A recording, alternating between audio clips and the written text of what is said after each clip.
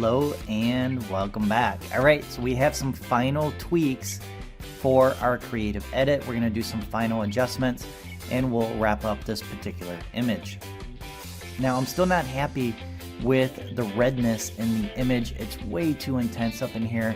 So what I want to do is I want to reduce some of this red that's coming in from this particular gradient right here. So we're going to select this mask, press the letter B, and I want to keep it at 50%, and I'm just going to paint over where I want to remove the red in the image. I'm going to click one more time and just reduce it just a little bit more. Okay, so I'm happier with that. It's a lot less red than previously. And the other thing I want to do is I want to adjust the contrast that we adjusted in the last lesson. So what I'm going to do is I'm going to select the contrast layer and I'm going to change the blending mode, because right now the contrast not only boosted the luminosity of the image, but it also boosted the saturation of the colors in the image, and I find it too intense. So I want a more natural look. So to do that, we're going to change the blending mode to luminosity. So that toned down the color saturations mostly in this area here, and the skin tones look a lot more natural than they did before.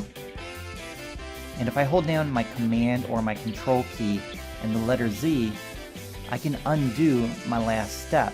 So it kind of gives us a before and after, and I prefer the more neutral, natural look. You can do either or you can try a different blending mode. It's up to you and your personal taste. So I'm going to go ahead and leave it set to luminosity for now, and we'll go ahead and continue editing this image. So the first thing I want to do is add a levels adjustment layer. So we're going to scroll down here to the bottom, click on this icon and select levels. Now with this particular tool, we can adjust the white points, the black points, and the mid-tones.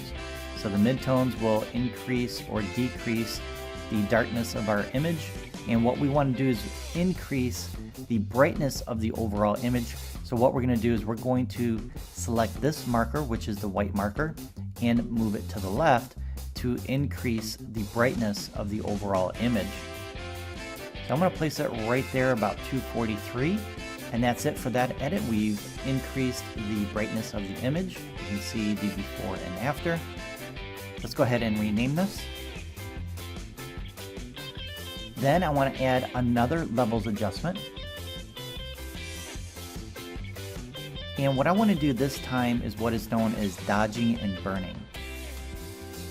Burning is making it darker, dodging is making it lighter. And what I find right here in this area is this sand is a little bit too bright, and if we can darken this up, that's going to bring our focus back into the faces of our couple. It's not going to be intense, it's going to be a slight adjustment to kind of balance out the image a little bit. So once you add the levels adjustment layer, you can then select the mask, which is already selected for you, and then use your brush to paint on the dark areas where you want to apply it. But first, we need to adjust the mid-tones and make it darker. So this is the amount of darkness that I want to apply to this area here. You can adjust it as needed. I'm just going to leave it at 71. And then we need to invert the mask, because remember, white adds, black removes. So command plus the letter I, and that inverts that mask. And as you can see, it's really not doing anything yet. And what we're going to do now is select our brush, press the letter X to change our foreground to white. Okay, we can now paint into the area where we want to apply that adjustment. And I'm going to do that right in here along the sand. And I have my brush set at an opacity of 30%, so make sure that's not 100%. Otherwise it will be too intense. I can always come back and click and paint again into certain areas to kind of blend it in a little bit more. And we can see two different shades of gray based on the opacity setting we set and clicking and painting twice.